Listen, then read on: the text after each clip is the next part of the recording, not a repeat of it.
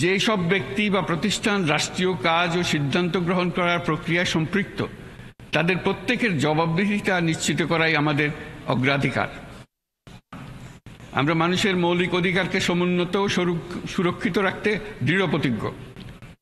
আমাদের দেশের মানুষ মুক্তভাবে কথা বলবে, ভয়ভীতি ছাড়া সমাবেশ করবে, তাদের পছন্দের ব্যক্তিকে ভোট দিয়ে নির্বাচিত করবে, এটাই জাতির আকাঙ্ক্ষা এবং এটাই আমাদের লক্ষ্য। বিচার বিভাগের স্বাধীনতা সংরক্ষণ ও সাইবার ডোমেইন সহ গণমাধ্যমের স্বাধীনতা সুসংহতকরণে আমরা প্রতিজ্ঞাবদ্ধ। আমাদের একজন কৃষক বা একজন শ্রমিকের সন্তানও যেন সমাজের সর্বোচ্চ শিখরে পৌঁছতে পারে, সেই লক্ষ্যে বিশালকার অবকাঠামো নির্মাণের বদলে স্বাস্থ্য ও শিক্ষা খাতে বরাদ্দ বৃদ্ধির আমরা গুরুত্ব আরোপ করছি।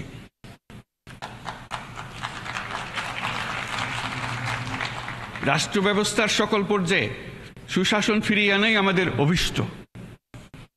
বাংলাদেশে যেসব আন্তর্জাতিক, আঞ্চলিক এবং দ্বিপাক্ষিক চুক্তির পক্ষভুক্ত সেগুলো প্রতিপালনে আমাদের সরকার বদ্ধপরিকর।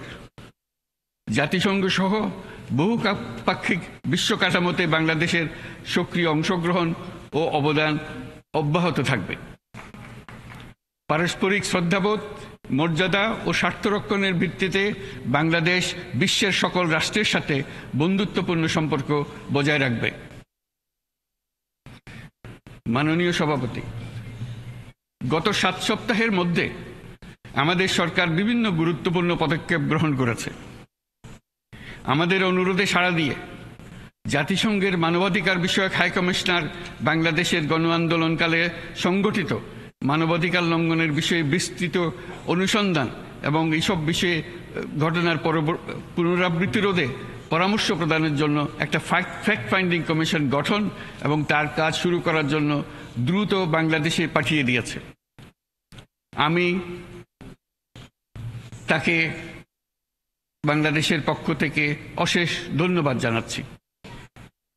দায়িত্বভার গ্রহণের 2 সপ্তাহের মধ্যে আমরা গুম প্রতিরোধে যে আন্তর্জাতিক কনভেনশন রয়েছে তাতে যোগদান করেছি।